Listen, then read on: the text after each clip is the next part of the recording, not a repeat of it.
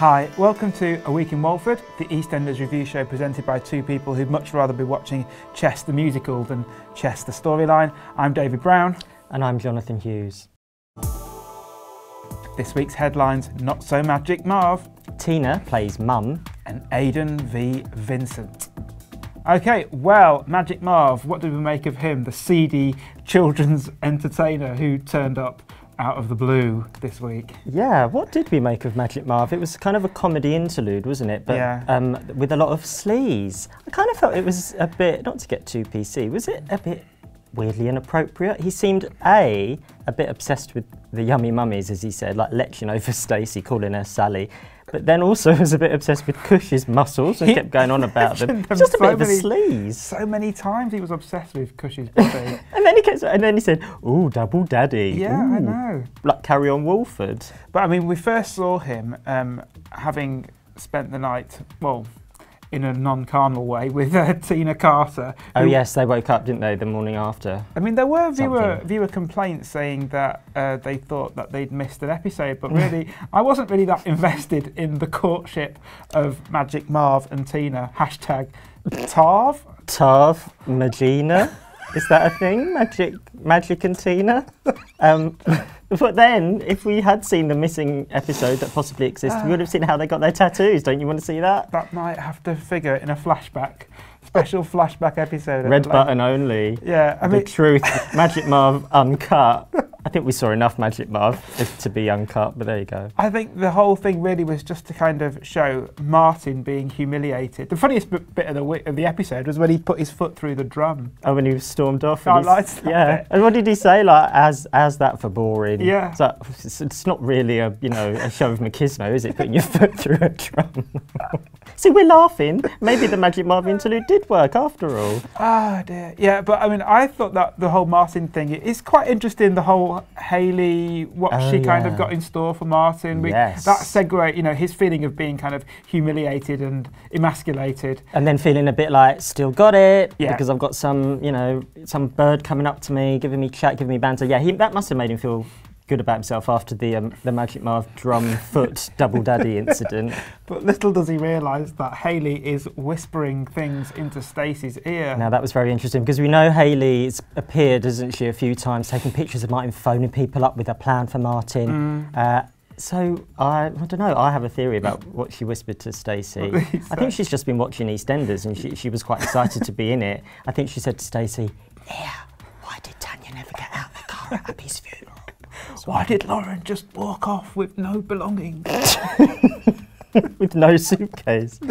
Why did Sharon get hold of so many copies of the Walford Gazette? Hayley's basically the Greek chorus. She is critiquing EastEnders. That's why Stacey was so baffled, because it was meta. Stacey's face was like, yeah, like Life on Mars, like she's woken up in the telly. Yeah, exactly. What's going on, Stace? I ain't got a clue. Yeah. So that was intriguing. Intriguing, yeah. Hopefully we'll find out more in weeks to come. But we did spend a lot of time with characters who we don't really kind of know. Characters we'd never heard of or seen before? Yeah, yes, so Magic Marv, yes. Hayley, yes, and Georgie. Now Georgie's another one who came out of nowhere. Yeah. Jar Jar's friend, yes, who kind of turned up. I think, though, Georgie was a plot device, wasn't she, to make us kind of, to rejuvenate Tina Carter, perhaps, and give Tina a sort of, a bit of a talking to, I think. Well, I thought that Shirley said it best, really, when she said to Tina, 1 week you're a lesbian, the next week you're a marriage wreck. I thought, well, that's just the plot lines, isn't it? That's what Tina's been given. She's just been reading out old TV magazines. This week, Tina's doing this. Yeah, but she's right. But, you know, and she's been on Walford Wikipedia again. I know, reading out Tina's storylines. But, I mean, now that Tina has dumped the licorice all-sort bracelet, are we supposed to think that she's putting that side of her personality to bed? It felt like that. Yeah. It wasn't very subtle, was it, though? But yes, it did feel like Tina's growing up. She talked a lot about Jar Jar, who hasn't been mentioned in 72 years. Very interesting. She's been brought up. Yeah, she kind of, I feel like Tina is now going to be, you know, at least facing up to her responsibilities. Yes, and not being the 43-year-old teenager. Although I quite like that. I quite like Tina's fun side. I hope she doesn't get too boring. I think they should bring Tosh back. I love Tosh. Remember Tosh? I mean, she was Tina and obviously Tosh. a violent bully, but it was a very interesting relationship. That was her best storyline. I think it was. So yeah, we'll see if and is Georgie hanging around? She just gave birth on Linda's on Linda's furniture. It's a bit odd. We met her mum. We might as well meet the rest of her family now. Maybe she's a secret new family. Yeah. Well, at least there was tension where Aidan and Vincent were concerned. Aidan's back. You Yes. excited? Well, I'd like to see what he now has planned for the Albert. Is he now going to rename it Aidan's? Yeah, the Aidan. The Aidan. The Aidan. And he has like the cane as the eye in the logo. In the logo, yeah. And the dot of the eye could be Aidan's little cap he wears, the little hat he wears. So it's all on brand. Yeah, and imagine banknotes kind of floating around outside. Oh yeah, because it's all about logo. the money. Yeah, the money. It's still about the money. How is it still about the money? Yeah, that's interesting. I think the R&R, as we know, is coming back into play because we've seen Sharon ask Mel to run it with her as the M&S or the S&M.